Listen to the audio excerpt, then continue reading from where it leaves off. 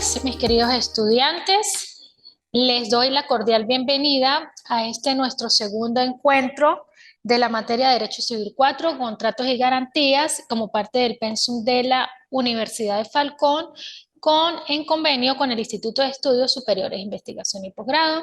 Los acompaña la tarde de hoy la profesora Mayra Alejandra Maldonado. Soy abogada en ejercicio, con maestría en el área del derecho penal y criminología y con especializaciones en otras áreas del derecho. Hoy, en la tarde de hoy, vamos a disertar acerca del segundo tema o del segundo encuentro que tiene que ver con el tema de los contratos, tema fundamental en el derecho civil, contratos, donde vamos a definir o a revisar algunos elementos fundamentales y algunas programación específica acerca del tema de los contratos dentro de la temática. Hoy vamos a hablar acerca de lo que es el contrato dentro de las relaciones sociales y económicas del hombre, pues que es un instrumento valioso e imprescindible en todos los elementos contractuales, porque todos contratan para satisfacer una necesidad. El Estado, los particulares, los capitalistas, los empresarios, los trabajadores manuales, los intelectuales, los industriales, los comerciantes, entre otros, porque está vinculado directamente a toda la actividad ocupacional. Nosotros podemos hacer un contrato de prestación de servicios, podemos hacer un contrato laboral, o sea, en todos los elementos de la vida cotidiana, si nosotros tenemos o queremos obligar a la otra persona a la contraprestación de un servicio, a tener una garantía, lo podemos hacer a través de un contrato. Entonces, todas esas actividades de la vida ocupacional, de la vida, de la vida diaria, se pueden regular a través de los contratos. Por otro lado, uno de los puntos de contacto y estrecha relación entre la economía y el derecho se encuentran precisamente en la actividad contractual, porque es por medio de la contratación que nosotros podemos crear obligaciones y constreñir a las personas a cumplir dichas obligaciones. El contrato es una fuente de obligaciones. ¿Por qué? Porque está regulado por las diferentes disposiciones, entre esas la Constitución de la República Bolivariana de Venezuela, el Código Civil en el título 3, sección 1 del libro tercero, el Código de Comercio cuando estamos hablando de empresas de derecho, personas jurídicas, la ley de minas, la ley de tierras y desarrollo agrario y la ley de transporte terrestre, entre otros. Entonces podemos ver cómo el contrato es una fuente de obligaciones y está ligado a otras áreas o a otras normas, y está ligado a las normas de derecho. Entre las reglas de la hermenéutica de los contratos que quise compartir con ustedes, tenemos que, según la doctrina y la jurisprudencia, debe indagarse en los contratos cuál ha sido la intención, o sea, qué es lo que se busca, para qué se contrata, cuál es el objeto de las partes que forman parte del contrato, más bien que atenerse al sentido literal de la palabra. O sea, debe indagarse qué fue lo que se buscó con ese contrato, cuál es el objetivo. En la duda se debe siempre suponer lo que las partes han debido pensar al contratar. Obviamente siempre se contrata de buena fe, a menos que lo que han escrito sea manifiestamente contrario a la ley. En los contratos debe siempre considerarse lo que ha sido hecho. Y las palabras susceptibles de dos sentidos deben entenderse en el que sea más conforme con la materia del contrato. Por eso debemos tener cuidado en la redacción, lo que es la hermenéutica. Las cláusulas del contrato deben interpretarse las unas por las otras teniendo en cuenta el objeto y el fin de la convención, considerada en conjunto. La ejecución dada por las partes a las cláusulas del contrato es la mejor explicación de las expresiones ambiguas. Es precisamente en las cláusulas donde nosotros podemos determinar lo que nosotros buscamos, qué es lo que queremos que se cumpla o que quede allí especificado. Es precisamente a través de las cláusulas, incluso podemos establecer algunas cláusulas de tiempo, de modo de cumplimiento, de forma y de qué es lo que nosotros buscamos. Y al mismo tiempo generar una cláusula penal que nos permita tener una garantía a la hora de que no se cumpla o no se ejecute una determinada situación para la cual se contrata y nosotros podamos acudir a esa cláusula penal y podamos buscarla resarcir ese daño causado y esta obligación que dejó de manifestarse o dejó de realizarse. Entre los efectos que tenemos lo que rige el principio de la relatividad de los contratos, consagrados en nuestra legislación en el artículo 1166 del Código Civil. Los contratos no tienen efectos sino entre las partes contratantes, no dañan ni aprovechan a los terceros, excepto en los casos establecidos por la ley. Esta norma consagra la idea de que en un contrato las obligaciones y los derechos derivados del mismo afectan a las partes y en tal sentido nadie puede ser afectado por un acto jurídico en el cual no ha intervenido, pues no aprovechan a terceros de tal manera que los mismos no pueden ser reclamados, exigidos o cumplidos por terceros. En la sentencia 04577 del Tribunal Supremo de Justicia del 30 de junio del 2005, expediente 2003-0240. Tenemos la interpretación de los contratos. Interpretar un contrato es fijar sus efectos, penetrar en la común interpretación de las partes. Esta labor se la deja al juez, porque es el juez quien hace la apreciación cuando nosotros acudimos al órgano jurisdiccional a establecer una demanda por cumplimiento o incumplimiento de un contrato, es precisamente el juez el que realiza la apreciación de las reglas de interpretación y el que utiliza esas reglas, que son los medios que brindan la razón y la lógica para desentrañar y descubrir el verdadero sentido de aquellas estipulaciones que resulten ambiguas, o sea, que tengan doble sentido, oscuras o que no se entiendan cabalmente. El código no contiene esta regla, sino la jurisprudencia y principalmente la doctrina. Quiere decir que a través de la jurisprudencia se especifica que son los jueces los que deben interpretar la ambigüedad de las contrataciones. En el artículo 12 de nuestro Código Civil, en la interpretación de los contratos o actos que presenten oscuridad, ambigüedad o deficiencia, los jueces se atendrán al propósito y a la intención de las partes o de los otorgantes, teniendo en mira las exigencias de la ley, de la verdad y de la buena fe. Ajá. Entre los tipos de contratos tenemos lo que se denomina el documento público. ¿Qué es un documento público? Es aquel autorizado por el funcionario público competente con facultad para dar fe pública y teniendo como finalidad la de comprobar la veracidad de los actos y las relaciones jurídicas que han de tener influencia en la esfera del derecho. Cualquier acto constante de un registro público y el otorgado ante el funcionario. Eso le da la legalidad y la garantía de un documento público.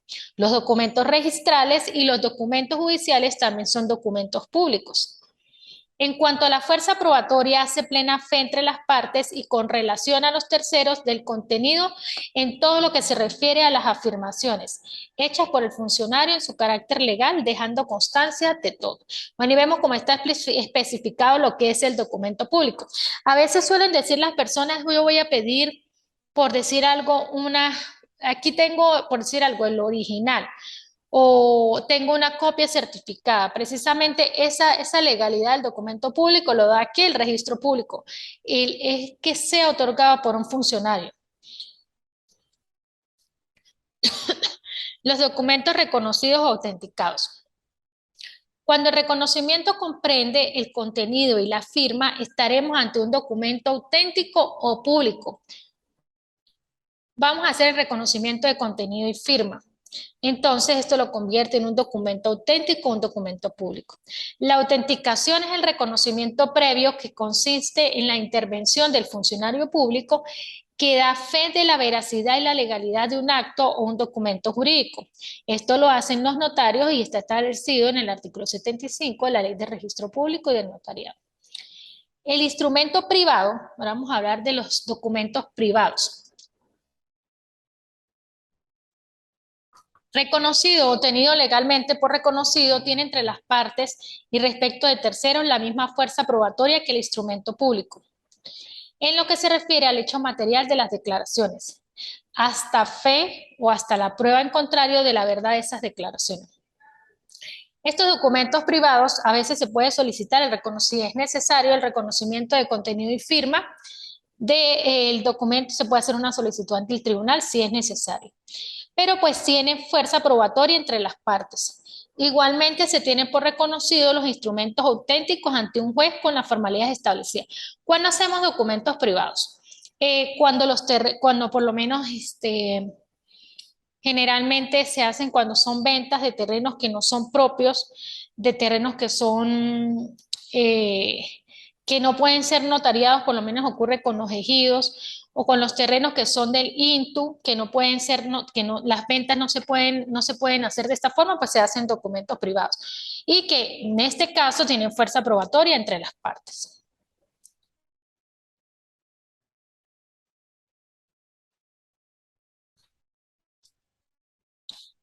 Documento privado. Se consideran documentos privados los que otorgan las partes con o sin testigos y sin asistencia de ninguna autoridad capaz de darle autenticidad.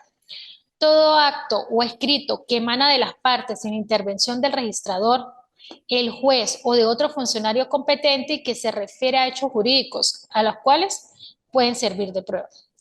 El documento privado, con los documentos puede probarse todos los actos o contratos que por disposición de la ley no requieran ser entendidos en escritura pública o revestir solemnidades legales.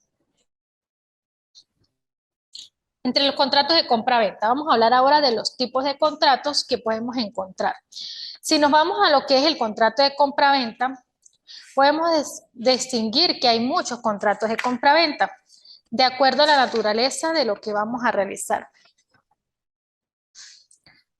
Podemos hacer contrato de compraventa de vehículos, de opción a compra de vehículos, contrato de venta de puesto de estacionamiento, de inmueble con una reserva de usufructo, si quiero garantizar el usufructo, de una venta de un apartamento, contrato de compraventa. También podemos ver la redacción de una demanda por incumplimiento de contrato de compraventa. Tenemos también lo que está establecido, lo que son las demandas de nulidades en ventas por vicios del consentimiento, que también lo podemos especificar, donde se puede solicitar anular el contrato de compraventa por vía de consecuencia y anular el contrato de hipoteca. En estos casos se solicita, se decrete la prohibición, la medida de prohibición de enajenación y gravar sobre el inmueble que está en este caso solicitado una demanda. Tenemos también entre las redacciones lo que son disolución de contratos de compraventa. También podemos disolver las demandas de nulidades de venta por corrección monetaria por inflación. También en algunos casos donde las personas venden cosas que no les pertenecen.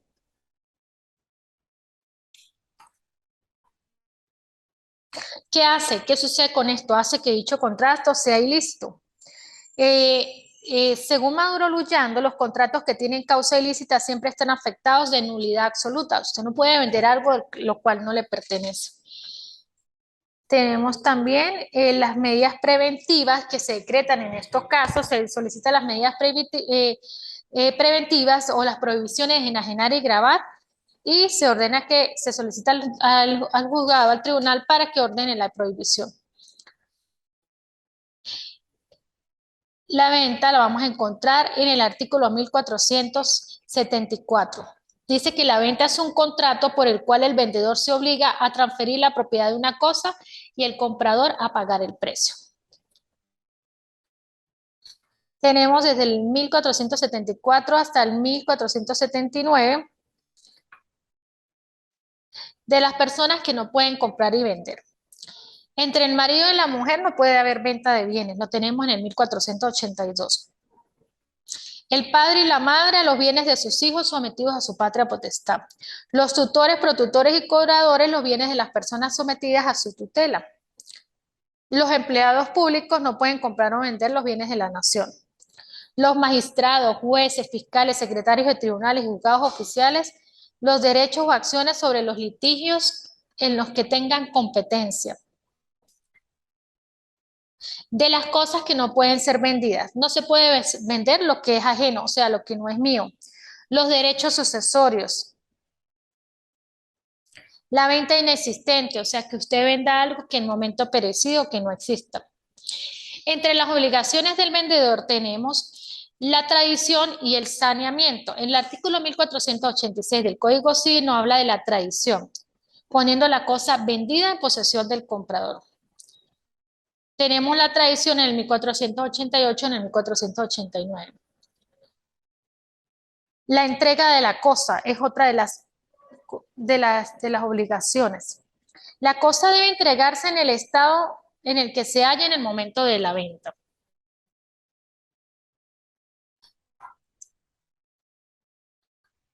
Tenemos desistimiento del contrato, que lo tenemos en el artículo 1499. En todos los casos en que el comprador ejerza el derecho de desistir del contrato, el vendedor estará obligado a reembolsarle, además del precio recibido, los gastos del contrato. Del saneamiento. Por el saneamiento, según lo tenemos en el artículo 1503 del Código Civil, que debe el vendedor al comprador. Responde aquel de la posesión pacífica de la cosa vendida. O sea, usted no puede vender algo que está ocupado, de los vicios o defectos ocultos de la misma.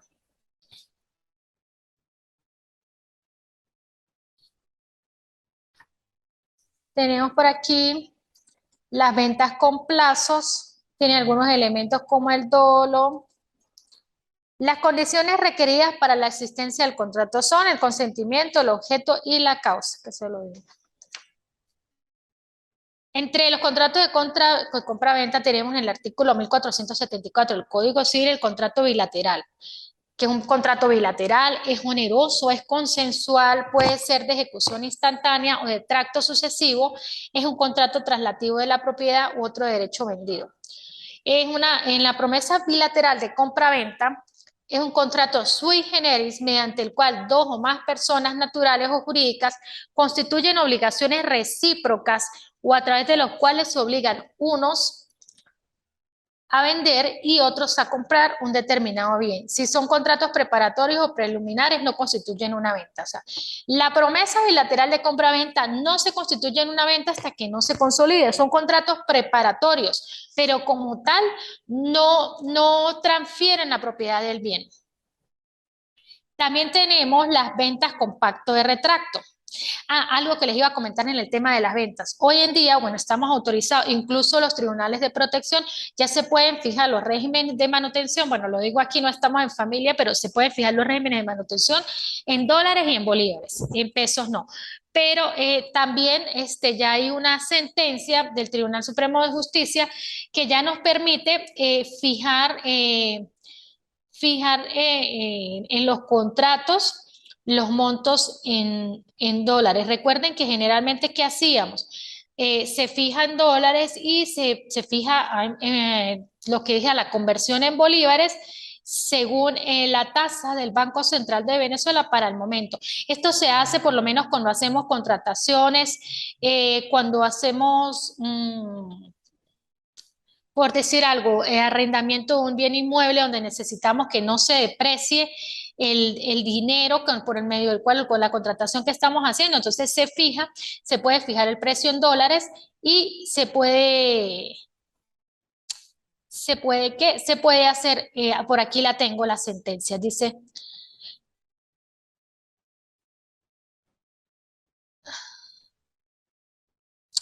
les tengo por aquí la sentencia. Los que nos dedicamos dice así, los que nos dedicamos a la actividad inmobiliaria tenemos que celebrar una muy buena noticia, y es que la Sala Constitucional del Tribunal Supremo de Justicia, mediante sentencia 378 de fecha 25 de julio del presente año, desaplicó el contenido literal del artículo 41 de la Ley de Arrendamiento de Inmuebles para el Uso Comercial. De acuerdo con el contenido de la sentencia, a partir de ahora podrán arrendarse legalmente locales comerciales pactando el pago en moneda extranjera. Entonces podemos ver que ya existe una disposición expresa en la cual nosotros, por lo menos en contratos de arrendamiento de locales comerciales, ya podemos pactar en moneda extranjera. Esto es un gran adelanto, es un gran para aquellas personas que necesitan mantener en vista del momento de la situación determinada en que tenemos la depreciación de nuestra moneda, pues que podamos pactar en una moneda extranjera que garantice los derechos de mi cliente a tener una contraprestación adecuada. Tenemos también otro tipo de venta que es la venta con pacto de retracto. ¿Qué es esto? Durante el tiempo se tiene el derecho, durante un tiempo usted hace la venta, se tiene el derecho de recuperar el inmueble vendido previa restitución del precio de la venta. Esto lo encontramos en el 1534, el 1544 y el 1548 del Código Civil. Se trata de una venta de algún bien mueble o inmueble que a cambio de un precio determinado, el vendedor se reserva el derecho de arrepentirse de esa venta por un tiempo estipulado y antes que termine ese lapso acordado, deberá devolverle al comprador el monto del precio pagado más los gastos y costos de dicha venta para lograr rescatar así lo que vendió. De no devolver el monto del precio, quien le compró ese bien adquirirá irrevocablemente la propiedad del mismo. También tenemos los contratos de retractos, tenemos las ventas de retracto. 1546. El retracto legal es el derecho que tiene el comunero de subrogarse al extraño que adquiera un derecho en la comunidad por compra o dación en pago, con las mismas condiciones estipuladas en el contrato. Este derecho solo podrá ejercerse en el caso de que la cosa no pueda dividirse cómodamente o sin menoscabo.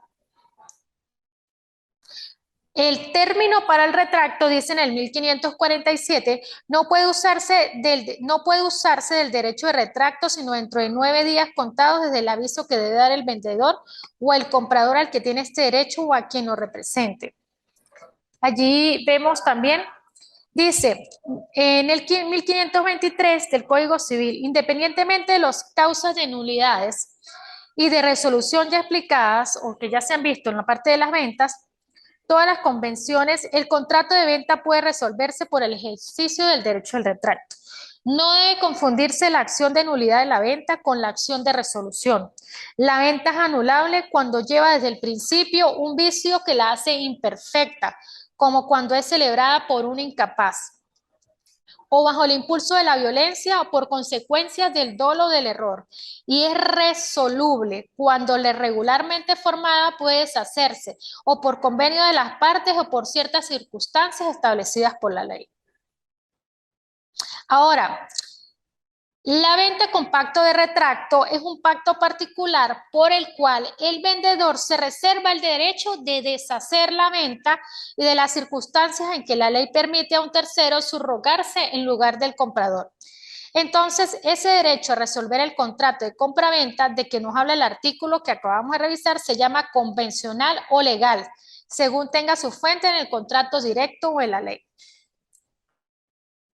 En este contrato de la venta con pacto de retrato, el vendedor se reserva la capacidad de recuperar la cosa vendida. O sea, el derecho a arrepentirse de esa venta por un tiempo estipulado y antes que termine el lapso acordado. Deberá devolverle al comprador el monto del precio pagado más los gastos y costos de dicha venta para lograr rescatar así lo que vendió. De no devolver el monto del precio que le compró ese bien, adquirirá irrevocablemente la propiedad del mismo. Aquí vemos el retracto. El retracto legal es el derecho que tiene el comunero de subrogarse. Retrato convencional son ventas con pactos de retracto. En nuestro medio hace algún tiempo la retroventa o venta con pacto de retracto o de rescate era muy utilizado con fines de garantía, los prestamistas.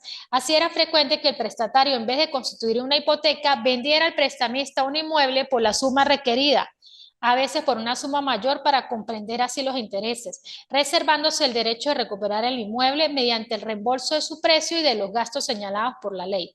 Esta operación tenía una serie de ventajas para las partes, imposibles de lograr bajo la forma de préstamo hipotecario. Pero hay unos detalles, ahora con los aumentos en los pagos de los aranceles, en los registros y notarías, pues ya no se usa pues tanto como se usaba antes para este tipo de cosas, pero sí todavía tiene cuando se hacen, puedes hacer una venta con pacto de retractos, pues si quieres recuperar el bien. Hay otro tipo de figura. Estamos a 7 minutos. No sé si alguno de los compañeros que se encuentran conectados quieren aportar algo. Yusmila, Edward. Profesora, tengo una inquietud. Ay, no los veo. Ya me va a ver. Me siento como hablando sola. Ya le Hola, mucho coloqué. gusto. Buenas tardes. A mucho gusto, profesora. Profesora, algo rapidito que tengo una inquietud. Cuando hay una sentencia, ¿verdad? En este caso, para la parte inmobiliaria, que es de mi interés. Cuando hay una sentencia vigente sobre la aplicación de X artículo, bien sea a favor o en beneficio de otra persona, lo que establece la ley, esto está muy a la mano con la sentencia 0290 que días atrás queda sin efecto si con anterioridad existían plazos legales y que de repente por la pandemia en esos 2 años se paralizó y en la actualidad ya se cumplió independientemente que el propietario haya participado por escrito, la sentencia queda firme para ese tipo de prórrogas. Ya, estamos hablando de casa, con locales comerciales o de casas de habitación. Ah, no, locales comerciales. Locales comerciales. Ya hay una sentencia, no sé si yo se las pasé, sí creo que se las di la clase pasada. Bueno, me estás Sí, sí, preguntando sí, si, sí sí, la sí. pasó, profesor. Tú sabes que en materia de arrendamientos de locales comerciales existe una ley especial que es muy diferente a los locales o a las casas de constitución o las casas de hogar.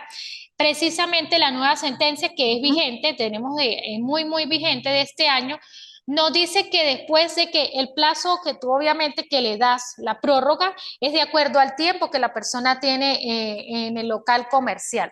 Ya le diste la prórroga, se venció la prórroga, inmediatamente da lugar al desalojo. O sea, no, ya se te cumplió la La prórroga. prórroga la puedo tomar, No. la prórroga la puedo tomar a partir de la fecha de vencimiento del contrato que no se renovó.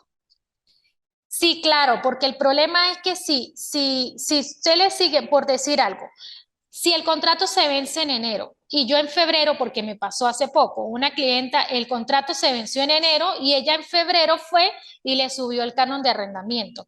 Cuando tú le recibes o le subes el canon de arrendamiento, estás de una u otra forma dándole continuidad al contrato y estás haciendo lo que se puede Afectando. denominar una acción donde estás extendiendo ese contrato, mientras que cuando venció, en enero, un ejemplo, venció el contrato, inmediatamente tú le pasas un escrito donde tú le estás entregando la prórroga que le corresponde y posteriormente, concedido el tiempo de prórroga, según la sentencia tal, el desalojo del local comercial. Pero evidentemente tienes que darle la prórroga, si la persona lo desea, porque si la persona se quiere ir, pues inmediatamente, pero generalmente nunca se quieren ir. Entonces tú le pasas ese escrito, le pasas esa solicitud, le pasas por escrito de una vez. En esa misma prórroga tú puedes, si deseas, aumentar el canon de arrendamiento por el tiempo, por decir algo, por un año. Bueno, le haces la solicitud le dices que le estás entregando la prórroga legal y le haces de inmediatamente, si le vas a hacer algún aumento, lo haces en el mismo escrito y le presentas el escrito a la persona y que la persona te firme el recibido. Cuando se vence la prórroga, Perfecto. que generalmente cuando es menos se da por un año, entonces vencida la prórroga, te vas con la sentencia e inmediatamente puedes desalojar. Perfecto. Muchísimas gracias, profesor. Sí, pasa. A mí, pues, realmente, tuve una señora que ella hizo eso. Ella se venció el contrato y inmediatamente lo que hizo fue un aumento. Ella le solicitó el local y como el señor le dijo que no se iba a ir, inmediatamente le aumentó el alquiler, pero no le notificó la prórroga. Entonces tiene que pasarle el Ujú. escrito donde le notifique la solicitud de prórroga. Yo tengo uno por aquí, por cierto, que hice en estos días. Le estás entregando la prórroga de ley y inmediatamente allí tú puedes solicitarle que te haga la entrega del local y le entregas la prórroga por el tiempo y vencido el tiempo, por favor, sea entregado de mi local comercial, de mi cliente, de lo que sea, o si eres inmobiliaria como Perfecto. tal, puedes hacer un aumento ahí mismo porque la ley tú puedes hacer un aumento, claro, de acuerdo tal que esté dentro, se ajuste dentro de los lineamientos y Ujú. puedes establecerlo, porque tú tienes que aprovechar que la persona cuando ve la prórroga se va a alegrar y te va a firmar. Oye, sí, me van a dejar 6 meses o me van a dejar un año, que es lo que generalmente se da. Entonces, aprovecha y le notificas eso, pero Sí, vencido la prórroga, la persona tiene que entregarte el local comercial, porque si no, pues da derecho a un me desalojo. tiene que decir. Ahí sí te vas con la Ujú. sentencia y pues Perfecto. solicitas el desalojo por la vía civil. No sé, compañero, quiero aportar algo. Estamos en el tema de los contratos de compraventas. Creo que el compañero es funcionario. Bueno, podemos ver que muchas veces las personas venden cosas que no son de ellos. Y estamos hablando uno entre las características que necesitas para tú vender algo. Primero que todo debe ser el propietario, debes tener la cualidad. Pero existe otra figura, venimos hablando de las ventas, que son las compras-ventas, están las promesas de compra-ventas que no son como tal un documento que transfiere la propiedad, es una promesa, o sea, yo te prometo que te voy a comprar o que te voy a vender esto, pero no le estás transfiriendo la propiedad. Es como cuando tú estás comprando algo y solo das una parte del dinero, pero dices que vas a comprar una casa, entonces la compras a pagos. Y tú dices, voy a pagarle la casa de la siguiente manera, la casa vale $20,000, entonces te voy a dar $10,000 y los otros $10,000 los voy a pagar en cuotas de $1,000 mensuales. Solo hasta que se consolide el pago completo se va a hacer se va a configurar el contrato de compraventa, pero se puede hacer un contrato donde se especifique el modo en el que vas a cancelar la casa o el apartamento y puedes colocar una cláusula penal donde tú digas que si la persona incumple alguno de los pagos en las fechas establecidas, dará lugar a la cláusula penal, a los gastos por ocasión de abogado y todos los gastos que se generen por demandas y todo lo que existe.